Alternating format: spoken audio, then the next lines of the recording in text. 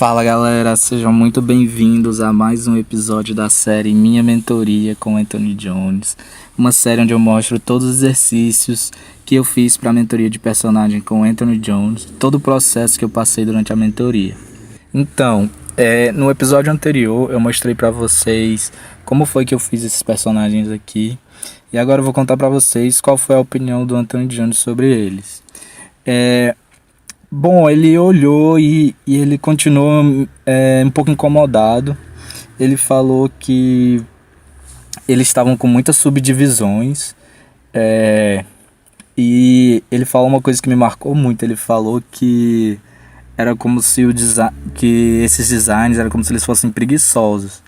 Se ele fosse o diretor de arte de uma empresa, ele iria olhar e ia achar que eram designs preguiçosos.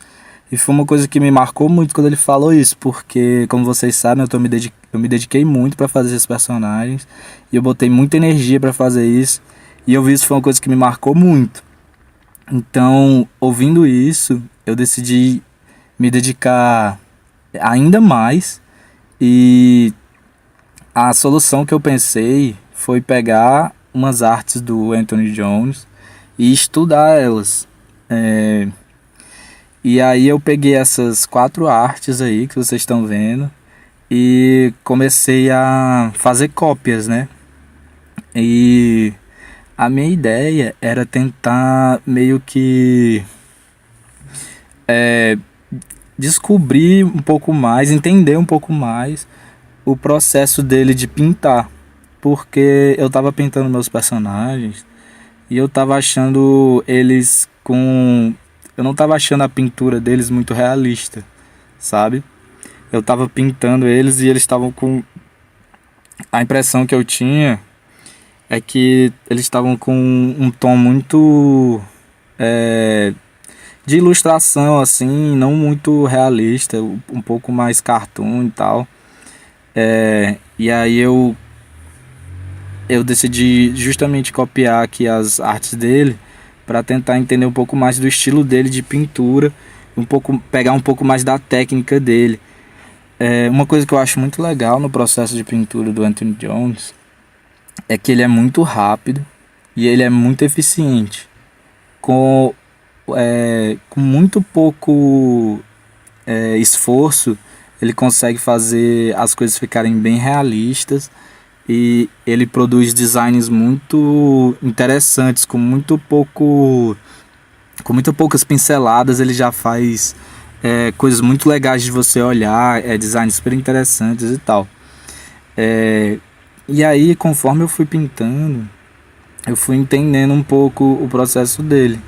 O que eu comecei a entender é que ele, normalmente quando ele vai fazer alguma parte do personagem, ele pinta primeiro a shape.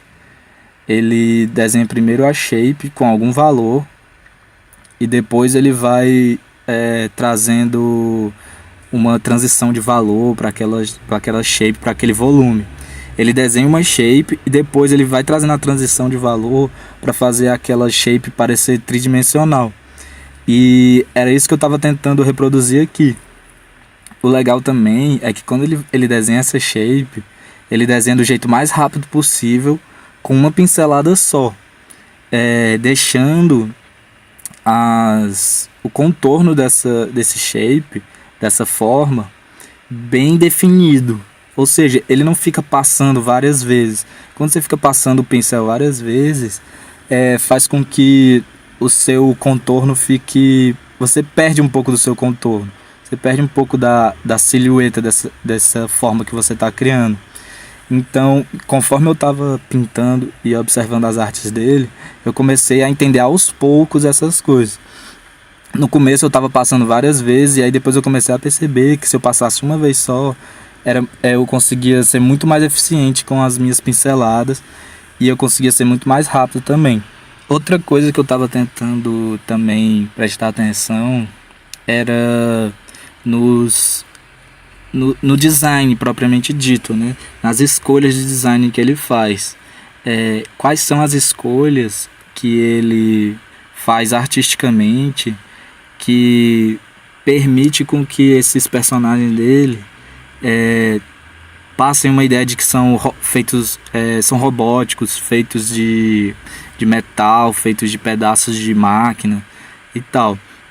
Então eu estava tentando, além de entender como que ele pinta, as técnicas de pintura dele, eu estava tentando também prestar atenção nos motifs, nesses símbolos que ele usa, que comunicam rapidamente e claramente que esse personagem que a gente está vendo é um robô, que ele é feito de tecnologia e tal. Então, enquanto eu pintava, eu tentava observar e decorar esses, eu vou chamar de símbolos, mas são tipo, poderia chamar de verbos, né, também. São formas que ele usa de se expressar e expressar que essa ilustração que ele está fazendo tem partes robóticas e tal. E aí o que eu notei, eu comecei a pegar para mim vários desses símbolos, né? E aí eu meio que guardava na minha mente para poder usar nos meus próprios personagens.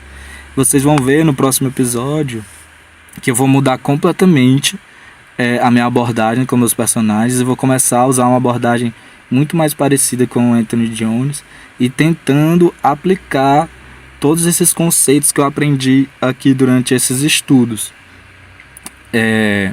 O legal desses estudos também é que eu não fiquei tentando fazer perfeitamente igual. Eu também me dei uma margem para poder criar em cima, para poder explorar a minha criatividade também e criar coisas novas em cima dos designs dele. Por exemplo, esse personagem aqui, eu não tô tentando fazer ele perfeitamente igual. Nenhum deles eu tava, né? Dá pra ver até que eu adicionei uns negócios na cabeça dele, né? Brilhantes, que não tem no design original dele.